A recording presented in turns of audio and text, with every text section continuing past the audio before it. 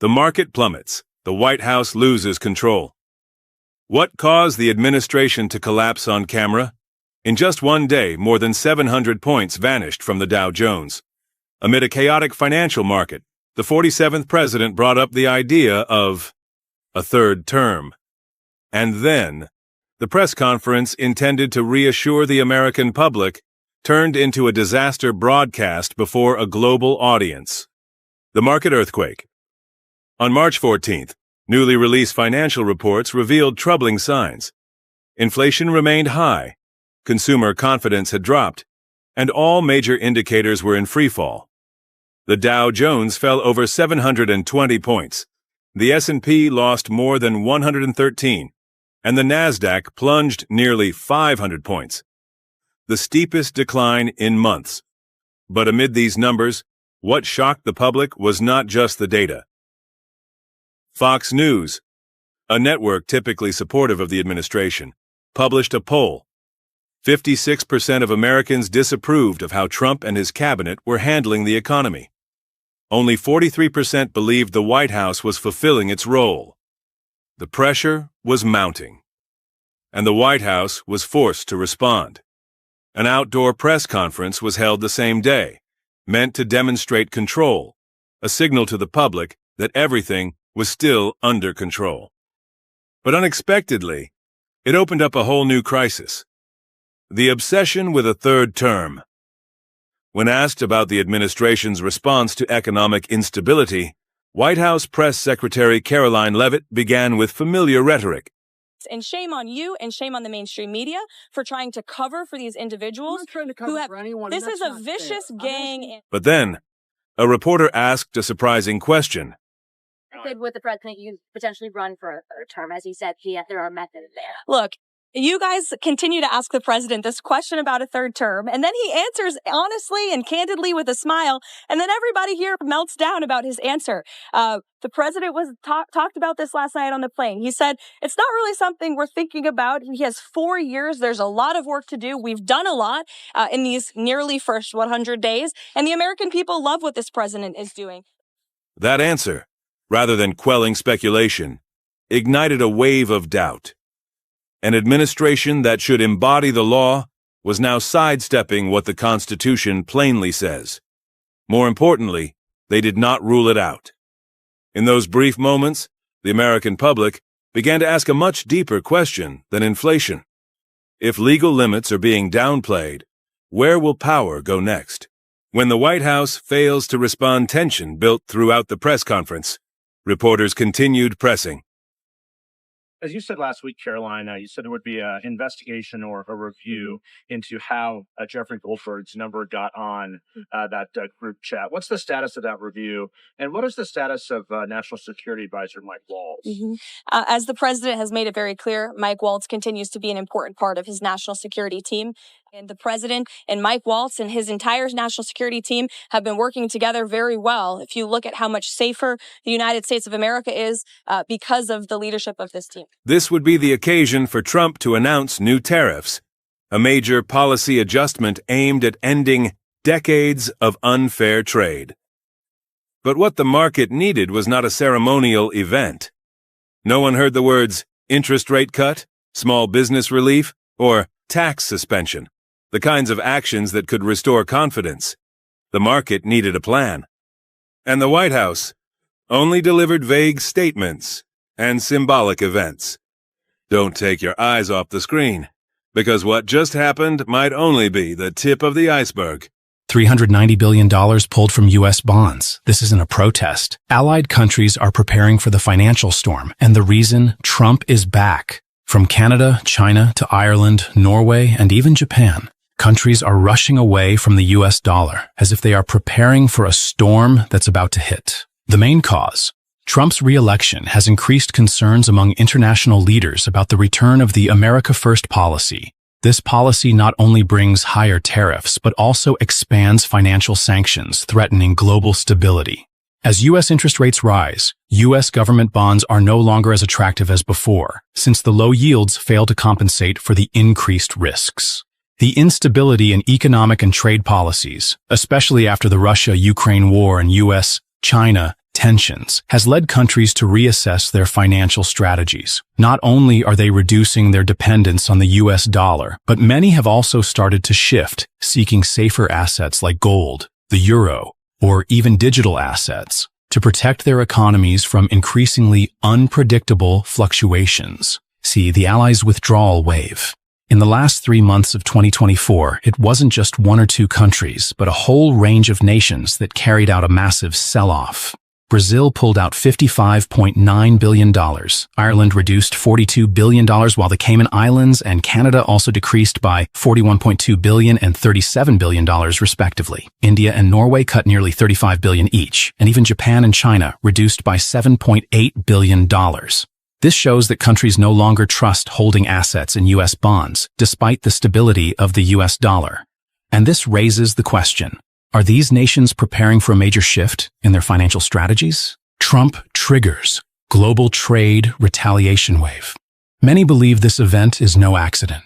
The re-election of Donald Trump and his return to the political scene could be the trigger for this wave. The America First policy he implemented during his first term, with high tariffs and the use of economic sanctions, caused concern among many countries. And now, with his return, no one can be certain what will happen next. Trump has announced a series of new tariff measures with a reciprocal policy starting April 2nd, 2025, aimed at retaliating against countries with high tariffs on U.S. goods. This not only threatens traditional allies, but also increases uncertainty in international trade relations. Reaction of countries. Countries are responding strongly to this move. The European Union, EU, has threatened to impose tariffs on iconic U.S. products like motorcycles, whiskey, and jeans, reminiscent of the trade war of 2018. China, not staying quiet, has raised tariffs on U.S. agricultural products, particularly soybeans and pork. And it doesn't stop there. Canada has also started public consultations to address $125 billion worth of U.S. goods. These actions not only increase tensions between countries, but also create a chain reaction, causing global markets to face increased uncertainty. The future of international trade will depend on how these nations control and adjust their strategies in response to the strong protectionist policies from the U.S. Impact on the U.S. and industries. The U.S. agricultural industry will face the risk of losing export markets as products like soybeans, corn, and pork could be affected by retaliatory tariffs. The U.S. automobile industry is not exempt either. The cost of parts will rise, with car prices potentially increasing by $1,000 to $3,000, leading to decreased consumer demand and potential job losses in states like Michigan, Ohio, and Indiana, where the automobile industry plays a crucial role. Countries no longer believe that the U.S. is a safe haven for global finance. Will Trump's protectionist policies in his second term continue to cause major financial turmoil? Or will we witness a multipolar financial world, where the U.S. is no longer the center? Stay tuned to the video to understand this issue. Canada breaking away from the U.S., Europe becoming the new partner. In 2025, trade between Canada and the EU has surged by over 50% in just 6 years, while trade relations with the U.S. have hit rock bottom for the first time in decades. Canada's Prime Minister has not chosen Washington as his first official visit. Instead, he went straight to Europe. Is this the moment Canada finally steps away from America's influence? Trade war. The U.S. slaps Canada with tariffs. Once one of the strongest trade relationships in the world, Canada and the U.S. are now locked in a trade war, and it all started with Washington's aggressive tariff policies in 2025. February 1st, 2025. The U.S. imposed a 25% tariff on most Canadian imports. March 11th, 2025. The U.S. doubled tariffs on Canadian steel and aluminum to a staggering 50%, sending shockwaves through global metal markets. For Canada, it was an economic nightmare, but Ottawa wasn't about to sit idly by. March 12th, 2025, Canada strikes back, announcing a 25% retaliatory tariff on $21 billion worth of American goods. And this time, it wasn't just symbolic. Canada hit back where it hurts, targeting steel and aluminum, crippling U.S. exports, consumer goods, from processed foods to household items. High-tech products, a massive industry between the two nations. For the first time in modern history, Canada is showing that it no longer relies on the US for economic survival. And this is where things get even more interesting. Europe, Canada's new strategic partner. In a shocking move, Canadian Prime Minister Mark Carney skipped Washington altogether in his first official trip and went straight to France and the UK. Why? The CETA trade deal, Canada-EU trade agreement, has boosted Canada-EU trade by over 50% since 2017.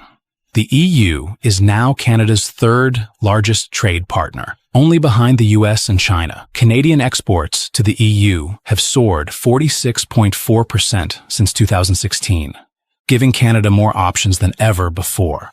Mark Carney himself made it crystal clear. Canada is the most European nation outside of Europe, and it's not just about trade. Canada's pivot to Europe is also about military power.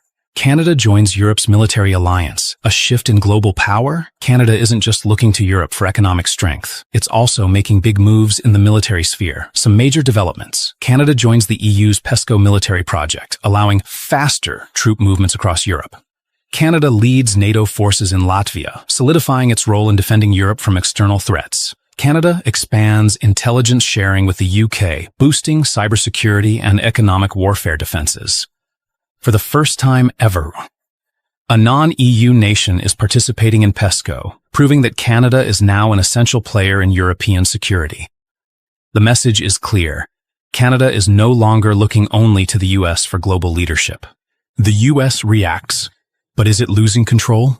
The White House is not happy, and Washington is pulling every trick in the book to pull Canada back. The U.S. has threatened higher auto tariffs, targeting one of Canada's biggest exports. Major U.S. corporations have been pressured to reduce business with Canada in a move to apply economic leverage. But here's the problem for Washington. Canadians are done with America's tactics. A February 2025 Abacus data poll reveals 68% of Canadians view the EU more favorably than the U.S. 44% believe Canada should even consider joining the EU, something unthinkable a decade ago. For decades, Canada was America's closest ally. But now, the numbers don't lie. Canadians are looking for a new future. Final question: will America keep Canada or lose it forever? Canada's shift toward Europe is not just about economics, it's a geopolitical earthquake. The US is rapidly losing its grip over a nation it once considered an unshakable ally. So the real question is, can Washington turn the tide? Or is Canada already gone? The next moves from Washington and Ottawa will determine the future of North America. And trust me, you won't want to miss what happens next. Welcome back. President Trump is threatening to put a 200% tariff on wine, cognac, and other European alcohol imports, including 200% tariffs. Could those beloved bottles of wine and champagne from the EU become pawns in the biggest trade war happening right now between the US and the EU? Here is what he just posted. Quote, "The European Union has just put a nasty 50% tariff on whiskey. If this tariff is not removed immediately, the U.S.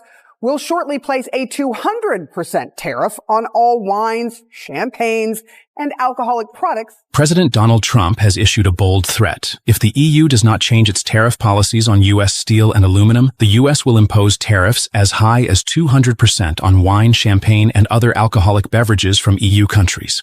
This is not a hasty decision, but a strategy aimed at pressuring the EU to change the unfair tax policies the U.S. claims they have in place. In reality, this is a hard blow to the EU's wine industry. In 2023, the EU exported about $13.1 billion USD worth of alcoholic beverages to the US, with French wine being the flagship product in that trade. A 200% tariff could cause the price of French and Italian wines to soar, leading to a decline in market share for EU wines in the US.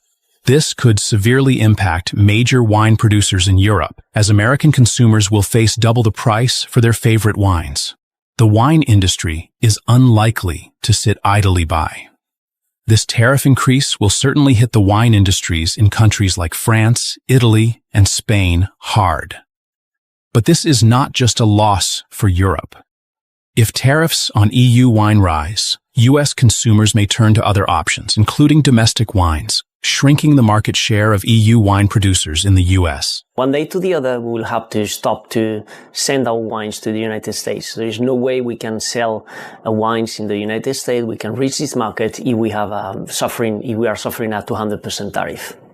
After Trump's threat to impose 200% tariffs, the European Union responded firmly. Senior officials from the EU declared that Europe would not give up its wine industry and would protect these products against any threats from the US. The EU asserted that it would not concede in this confrontation and was ready to defend its national interests. The European Union strongly criticized President Trump's trade policies, arguing that the 200% tariff on wine and champagne would not only hurt the industry but also damage the trade relationship between the US and the EU. French wine producers, especially premium brands like Champagne, will face great difficulties as high tariffs push up the cost of their products. France has spoken out to protect the interests of its wine industry and is ready to face any retaliatory measures from the US. However, this confrontation creates opportunities for US wine producers. If the EU does indeed impose 200% tariffs on imported wine, US winemakers could expand into the EU market, especially if the US reduces tariffs on domestic wine. This could be a huge boost for the US wine industry, allowing them to build and expand their market in countries that are already familiar with European wine brands. If the EU continues to maintain its tariff rates and refuses to yield, the wine industry in these countries will certainly face a significant decline in revenue in the US. At the same time, US wine producers will have the opportunity to expand their market share in EU countries if they reduce tariffs on domestic wine products, especially California or Texas wine brands. The trade war between the US and the EU is entering a phase of unprecedented tension. How will the EU respond, and can the US seize this opportunity to expand its wine market in Europe? Don't look away, because the next developments in this tariff war will surprise you. As the U.S. economy falters, Canada not only remains resilient, but also strikes back with force. From boycotting American goods and canceling travel to launching strategic countermeasures, Canada has proven that it won't be easily subdued. This is an uneven confrontation, and this time, Trump is the one losing control. But will he retreat or push the U.S. further into an inescapable economic crisis? Trump once claimed that tariffs would strengthen the U.S. economy. But in reality, his erratic policies have only plunged the country deeper into crisis. U.S. GDP is plummeting. The Federal Reserve Bank of Atlanta projects a 2.8% decline in U.S. GDP, marking one of the steepest drops since the 2008 financial crisis. Meanwhile, Canada's economy remains stable, growing at 3.2% thanks to its flexible trade policies. Consumer confidence in the U.S. has hit a decade low, while Canada's has risen by 4.7%, reflecting a stark contrast in market sentiment between the two countries. Inflation continues to rise, with food prices in the U.S. increasing by 5.3%, compared to just 2.1% in Canada, illustrating how Trump's tariff policies are making life increasingly difficult for Americans. The U.S. stock market is in turmoil, with the Dow Jones dropping 7% in just 2 weeks. While Canada's Toronto Stock Exchange, TSX, rose 2.5%, demonstrating investors' confidence in a more stable economy. Canada wasted no time in striking back, delivering a powerful blow to the U.S. economy. Boycott of American goods spreads. Provinces such as Ontario and Quebec removed American liquor from store shelves, causing sales of brands like Jack Daniel's and Kentucky Bourbon to plummet by over 30% within a month, costing U.S. producers millions. U.S. tourism takes a major hit. 65% of Canadians canceled their trips to the U.S., leading to over $5 billion in losses for the American tourism and hospitality industry. Hotels, restaurants, and attractions in border states like New York, Michigan, and Washington are facing severe revenue declines. Canada reduces dependence on the U.S. Exports from the U.S. to Canada dropped by 15%, while Canada is expanding trade with alternative partners. The U.S. auto industry struggles. Canada raised import tariffs on American cars by 15%, increasing prices and slashing sales. This particularly impacts Michigan and Ohio, where thousands of jobs depend on the auto industry.